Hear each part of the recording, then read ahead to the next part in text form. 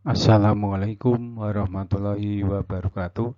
Apa kabar semua? Alhamdulillah, semoga sehat dan tetap semangat.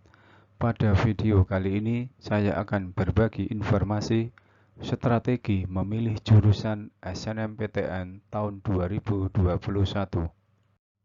SNMPTN atau Seleksi Nasional Masuk Perguruan Tinggi Negeri atau nama kerennya Jalur Undangan adalah salah satu seleksi penerimaan mahasiswa untuk masuk PTN selain SBMPTN dan ujian mandiri. SNMPTN menggunakan nilai rapot semester 1 sampai 5 sebagai acuan dalam menyeleksi dan LTMPT sebagai lembaga penyelenggara SNMPTN melakukan pemeringkatan berdasarkan nilai mata pelajaran, di antaranya adalah jurusan IPA, Matematika, Bahasa Indonesia, Bahasa Inggris, Fisika, Biologi, dan Kimia. Jurusan IPS, Matematika, Bahasa Indonesia, Bahasa Inggris, Sosiologi, Ekonomi, dan Geografi.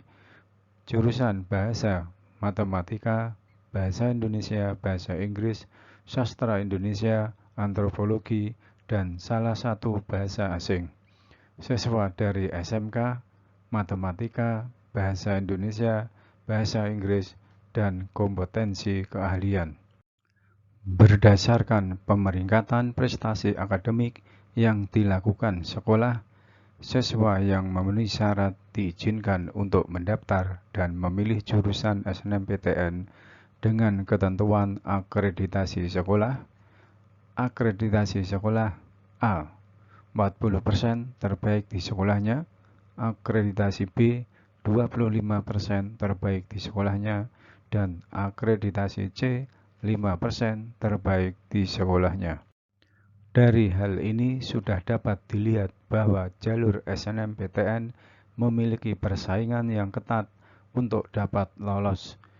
Kamu yang mau ikut SNMPTN harus bersaing dengan banyak peserta lain, terutama teman satu sekolah kamu sendiri. Untuk bisa daftar SNMPTN, kamu harus punya salah satu nilai rapot terbaik di sekolah, tapi kalau kamu salah satu siswa terbaik di sekolah kamu dan sudah bisa daftar SNMPTN, jangan senang dulu karena kamu masih harus bersaing dengan siswa-siswa di seluruh Indonesia. Biar bisa meningkatkan peluang lolos SNMPTN tahun 2021, kamu harus jeli dalam mencari peluang.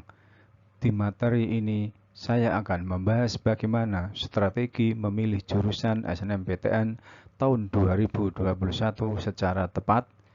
Simak berikut ini. Nomor 1. Hindari lintas jurusan. Coba sesuaikan latar belakang jurusan kamu semasa SMA dengan jurusan yang akan kamu ambil saat SNMPTN. Hindari yang namanya lintas jurusan. Misalkan saja kamu yang anak IPS mengambil jurusan IPA atau sebaliknya, ini salah satu penyebab besar kegagalan lolos SNMPTN. Meskipun pernah ada penyintas jurusan yang lolos, itu pun hanya sedikit.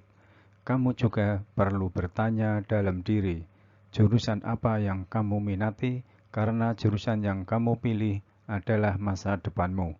Bukan hanya 4 tahun proses perkuliahan, tapi saat kamu memasuki dunia kerja. Nomor 2, ketahui passing grade jurusan.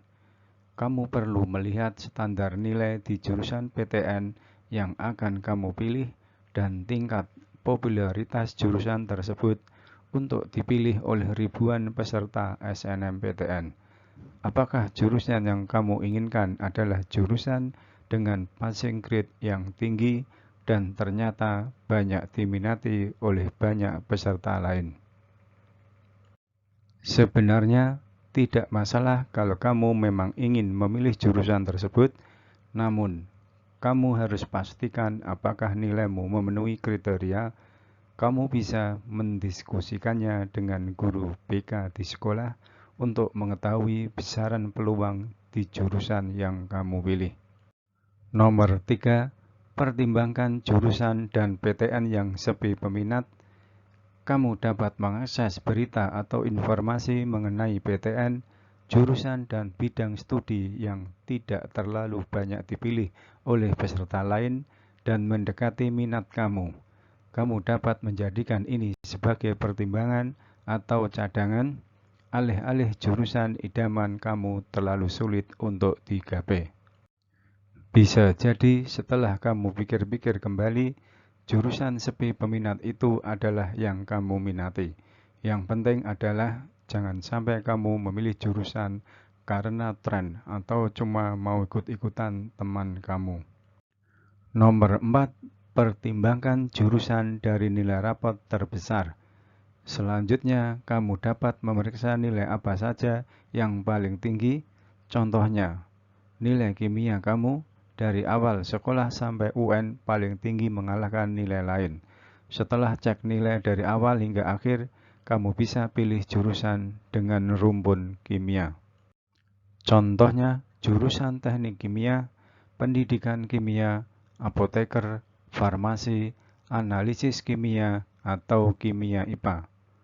Memilih jurusan sesuai dengan kekuatan kamu akan meningkatkan peluang kamu lolos SNMPTN. Nomor 5. Pertimbangkan rekam jejak sekolah kamu dalam SNMPTN. Menurut website resmi SNMPTN, salah satu kriteria seleksi SNMPTN adalah rekam jejak sekolah.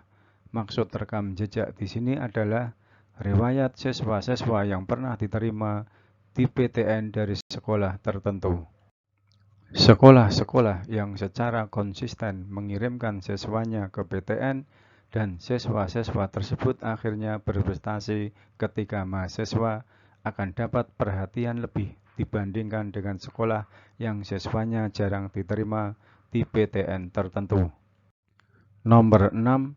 Terus apa dampaknya sama pemilihan jurusan kamu? Nilai rapot kamu mungkin sama dengan nilai rapot siswa lain dari sekolah lain. Tapi, kalau sekolah kamu punya sejarah mencetak mahasiswa berprestasi, PTN akan lebih memilih kamu dibandingkan siswa lainnya. Jadi, kamu harus konsultasikan dulu ke guru bimbingan konseling di sekolah, PTN mana yang sering menerima siswa dari sekolah kamu, karena peluang kamu bisa lebih besar kalau memilih PTN tersebut. Kalau kamu masih bingung dengan pilihan jurusan kamu untuk SNMPTN, kamu bisa berdiskusi dan mengkonsultasikan rencana kamu untuk memilih jurusan SNMPTN di sekolah kalian. Jangan lupa untuk tetap membuat rencana belajar sebagai persiapan apabila kamu nggak lolos SNMPTN.